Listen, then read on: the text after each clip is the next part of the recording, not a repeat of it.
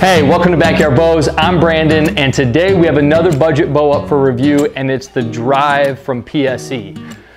So this bow here is actually from 2020. It's the Drive 3B XL. So they had the 3B and then the 3B XL, a little bit different in the axle to axle, and and then a little bit different in the draw length range. But this is probably on the top end of the budget bows that we'll review. Let's just jump right in. The XL is 33 axle to axle.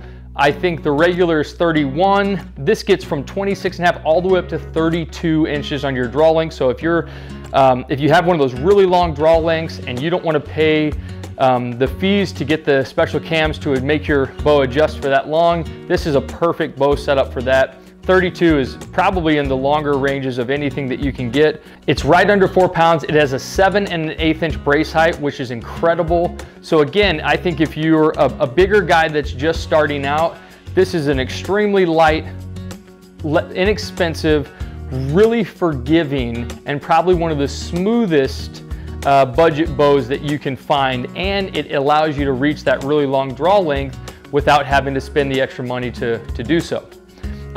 So it does come with some really nice cams too. You got these 3B cams on there. Easy adjustment. They come with 3 different mods for 85, 80, and 75% let off. We got we like to set everything up for the exact same for the speed tests. So we went with the 85% let off mods. You got a really nice riser. That year that this came out, this is a whole new riser. I think one of the differences you'll see from this one and the Drive NXT from this year is that it has the ability for that low stabilizer down below here. But other than that, it looks almost the same. I went with the moss yoke. I think it comes in 3 colors. Again, on these budget bows, the biggest differences you're gonna see is the cable guards. Again, it's a piece of plastic containing the 2 cables that slides on that rod. But again, it's plastic. The limb pockets are plastic on this. Something that I really do like though is that you get 13 turns out of this thing.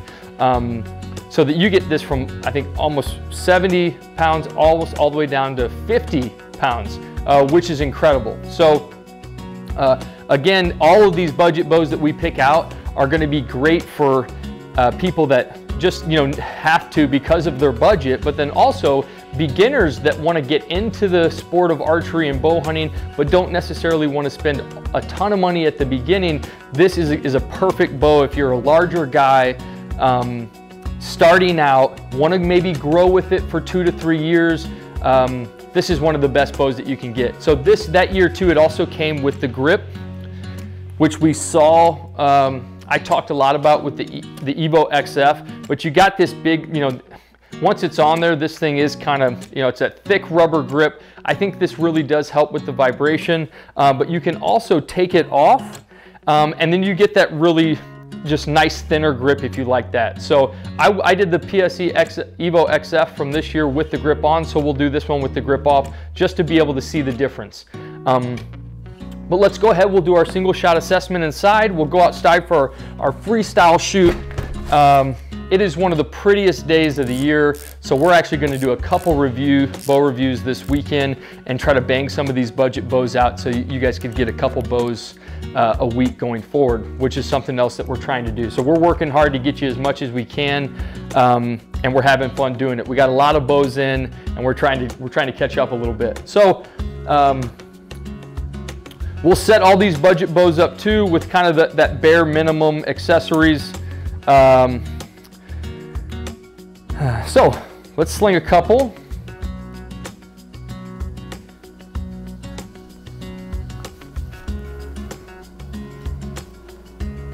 Man, really nice on the draw, nice and smooth, great transition into your back wall. Rubber grip off. Definitely a little vibration in the hand here, but this bow is nice and light. It holds really nicely once you get it set up. Yeah, holds real nice. Vibration is really noticeable.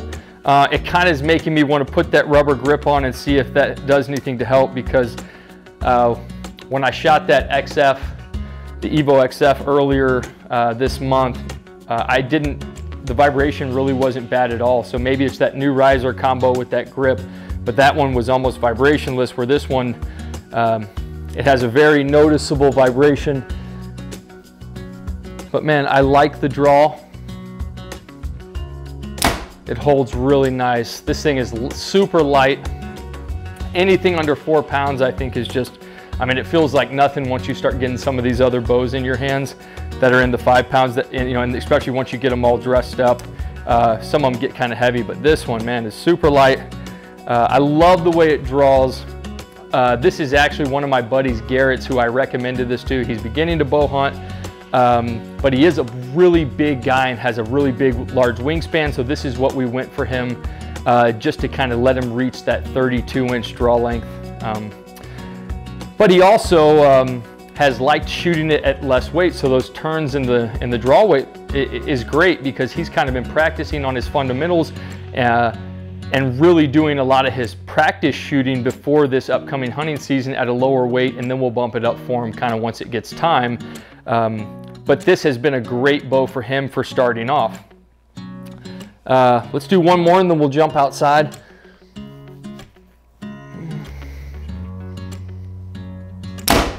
So it's probably one of the smoothest budget bows we're gonna get in here, I'm assuming. I love the way this draw, I love the way it holds. Little kick in the hand when you're done, but man, this is a nice solid bow. So it's 327 feet per second IBO rating. So once we get that all set up to the chronograph, we'll probably be somewhere between 270 or below. So plenty fast to get the job done. Let's go ahead, we'll jump outside, we'll do our little freestyle shoot that we've been doing in the backyard, and then we'll come back in, we'll run it through the chronograph at the end, and we'll give it that grade. All right, so as we do, you know, each category. So right now we're doing all these budget bows for the next so many weeks. We're gonna do the budget bows that, one, interest me, that I might even had experience with, and that I've recommended and shot myself. Some of the ones that I think are the best value. But if you have one in mind, or have had experience with one that we haven't gotten to, send us a comment, a message, and let us know that you're interested in a certain bow, and we'll try to get our hands on it. And that's with anything across the board, flagship bows, budget bows. If there's something you want to see, just let us know. So as you can see, we got a perfect day for this. We'll work all the way up the ladder, turkey, boar, deer, coyote, then we'll go across and shoot the bear, the elk, the broadhead buck. We'll work all ranges, all angles like we do out here in this freestyle shoot. And then we'll take it back inside, we'll do a chronograph test, and then we'll give it that final grade. So let's get after it a little bit.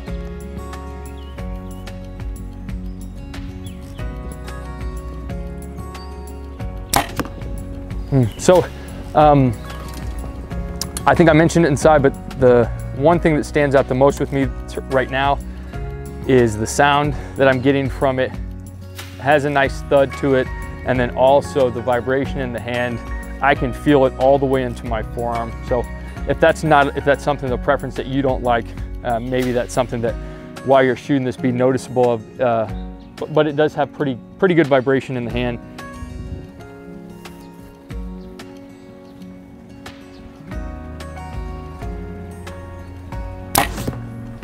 So for a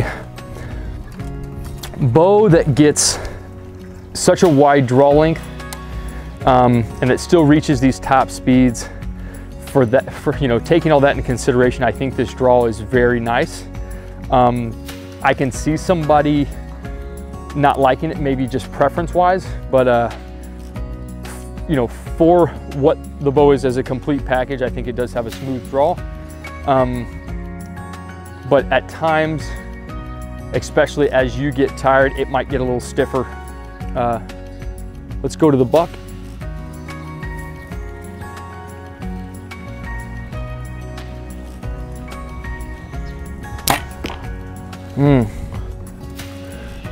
Let's do one more on the buck. Most of the days that we've done these reviews, we've had a good amount of wind. Luckily today is nice and calm, sun's out. It'll be a nice change of pace.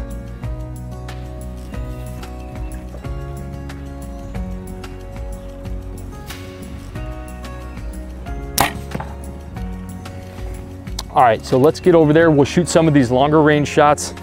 But again, the things that I'm noticing the most, vibration in the hand, nice thud. The shot cycle is not my favorite, but it does have a nice smooth draw for, you know, for such a high speed, wide range of draw length bow. So let's do some longer range ones. You know, and so we obviously don't have the ability to do every flagship bow, every budget bow. We try. So during our budget bows, I think this would be the bow that I picked that I think is a great bow, good price for a bigger guy. You got a larger wingspan. You know, some guys settle for a 31-inch draw when they should be 32, or, you know, somewhere in there. They go for the bow that they like and want over finding something that fits them really comfortably. So I think this is a great choice for somebody who has that really large wingspan. So now we'll go broadhead buck, which is 30. We'll go to the black bear, and then we'll get over to the elk up top, which is at 50.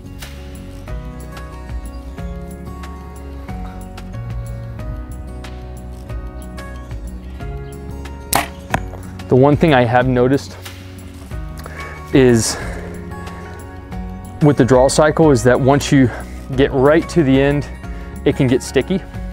And I don't know, sometimes I blame it on this plastics cable guard sliding on that rod. You know, if it rubs it wrong, it can kind of give you a little bit of a jerk, but that's the only part of the draw cycle I'm not in love with is, you know, here, right there, it kind of gets a little sticky at the end.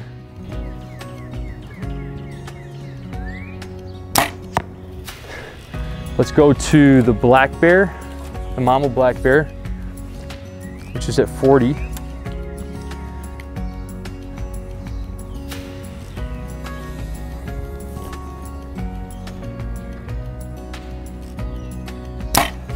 Man, and I'm not gonna lie, I think out of all the bows we reviewed, this one has the worst vibration. So I think whenever we do cut the cameras off and I come back to it, I'm gonna put that rubber grip on there to kind of finish out the shoot. And I think that that thick rubber grip helps. When I was doing the Evo XF, it was different. So sometimes when things are different, they feel uncomfortable. But I kind of made some adjustments with my hand. I really like the grip by the end of the review on the Evo XF, so I'm gonna throw that back on here, and I think that'll kind of help with some of that vibration. But with it off, I don't like it at all. So let's do one more in the black bear.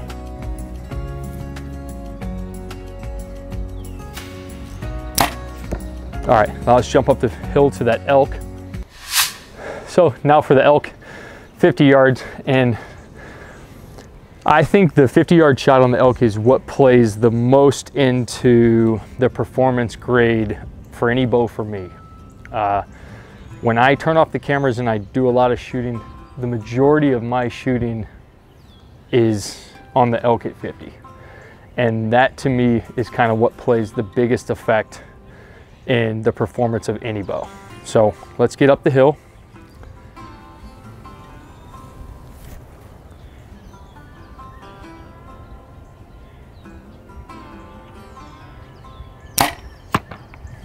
I do like the balance of the bow, not just this way, but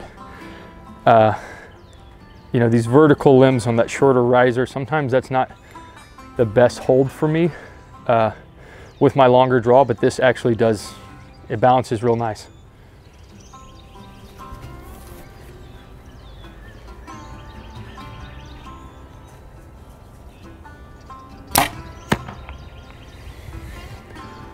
Let's do one more.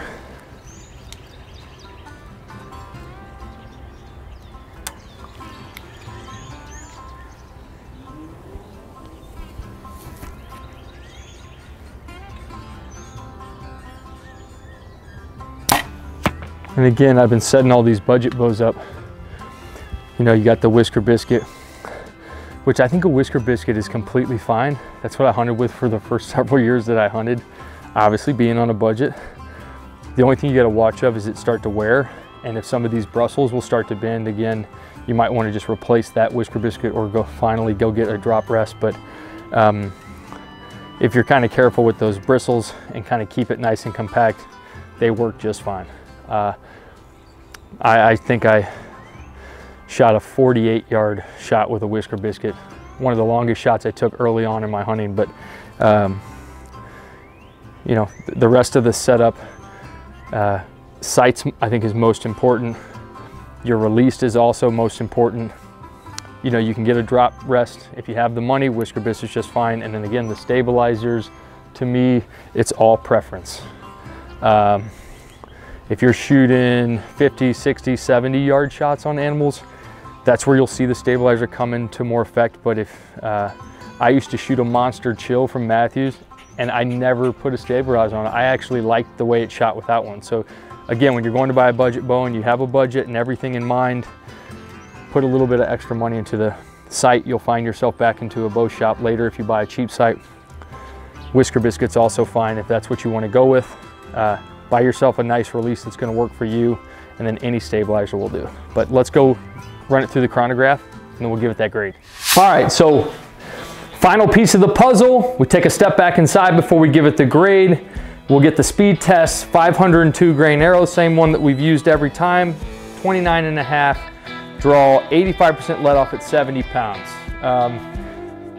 Again, I think this bow is going to be nice and quick, but let's go ahead and put a couple through. So 272. And I have a feeling it'll fluctuate a little bit, but be right in that low 270s and remain right in there, which is great. Nice and quick.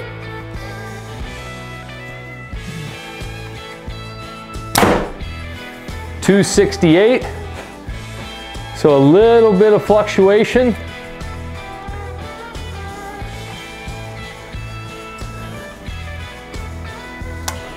Last one.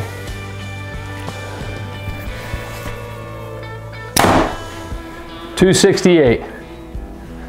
So again, if it is a duplicate, it should display duplicate. So let's just do one more.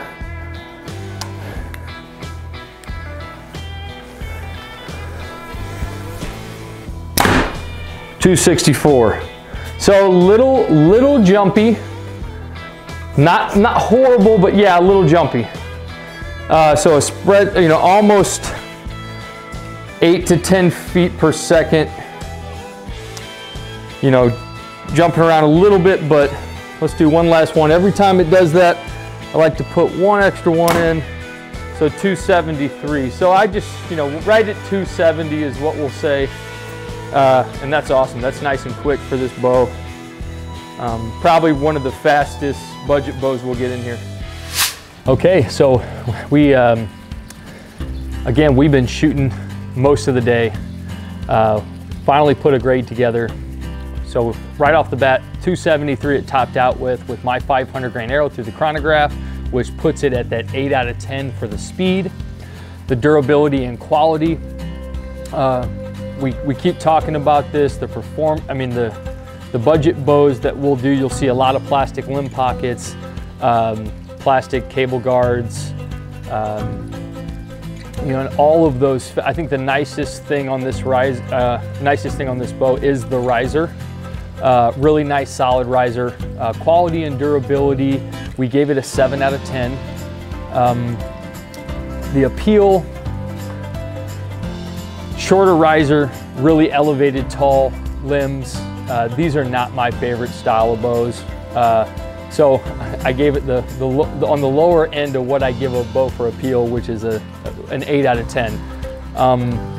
And then you have the technology, basic technology. I do love that it goes from 13 turns, goes all the way from 70 almost down to 50 for the draw weight. I love that they have come up with a cam and mod combo that gets you all the way out to 32 inches for those bigger guys. So again, this is our budget bow that's going to be perfect for a guy with a really large wingspan. But that also plays into the effect of your performance. And so for the performance side, we gave it an 8 out of 10. I think the only parts that I didn't like have to do with that cam mod combo. So anytime that you're accommodating that really long draw length, I think it kind of plays into the draw cycle in a negative effect. So the draw cycle, once you got it almost all the way back, there was a part that kind of stuck to me.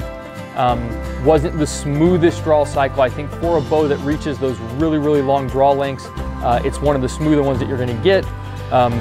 But in the grand scheme of things, it has a pretty nice draw. The shot cycle was not my favorite. You could really feel the vibration in the hand. I did put the rubber grip back on there for some of the outdoor shooting in between the last shots that you saw now.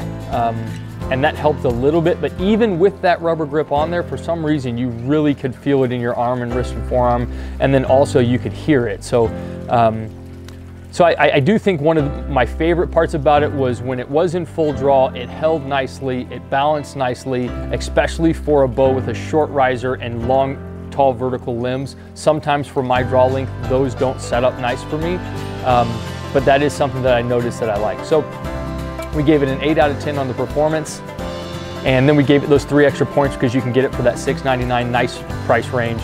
And again, if you're a guy that has that 32-inch draw length, you're saving yourself a lot of money by not having to buy special mods and cam that can get you those links on a different bow. This bow will do all of that for you. So for $6.99, under $1,000, it gets the 3 extra points, which puts it at a nice 40 out of 50 for that solid, you know, B grade, 80 out of 100.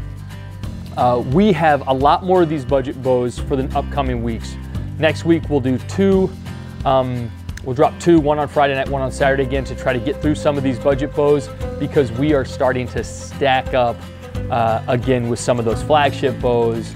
I think I might have a Safari from Matthews in the mix.